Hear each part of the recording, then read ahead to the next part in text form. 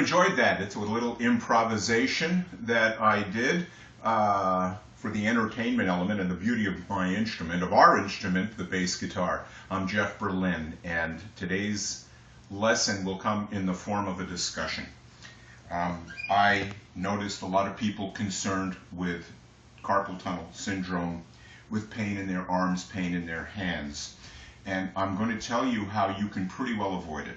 Practically 100%. I can't say 100% who can, but certainly to the point that you will never have to worry again if you haven't gotten carpal tunnel or hand injuries or arm injuries. It's an easy thing to avoid. How you avoid it is by not stressing on your instrument when you physically play.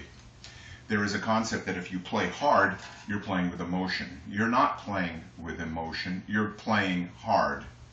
And take John Entwistle from The Who as an example of a guy who really tapped his strings, plucked a little bit, and used the power of his amplifiers to provide the sonic impact of his bass performances. There are videos on the internet which prescribe stretching of all kinds. There are videos describing fingering exercises of all kinds. There are exercises for the arm. People are preparing their music as if they're athletes.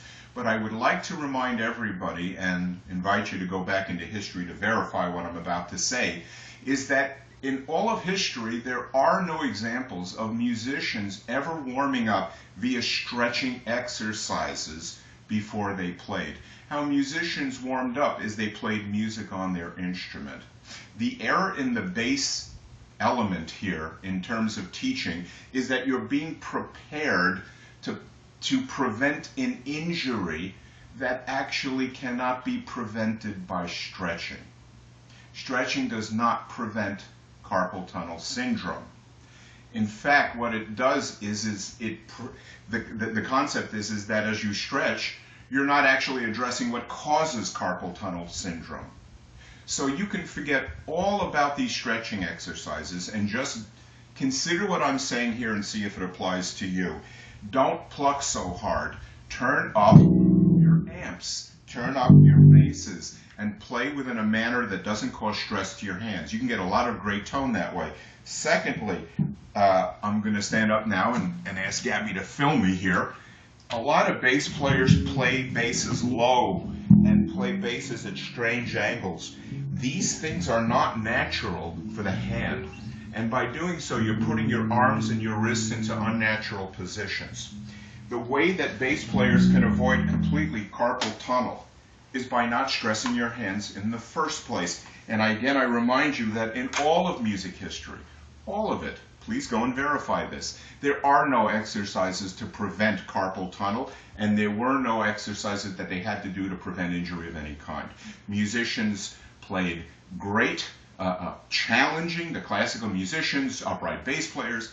It's funny, but it just seems to have begun when electric bass players decided that this was an issue to be addressed and started teaching stretching and other manipulative things for the hands. So as a help, to you, don't stress your wrists, don't play your bass at weird angles, and try to use your equipment to provide this sound without putting a lot of stress on your hands. If you avoid all these stressing things, the next logical step is that you would have to play a little more delicately and a little more efficiently where you don't cause yourself harm. Because these videos, believe me, are not going to help your situation.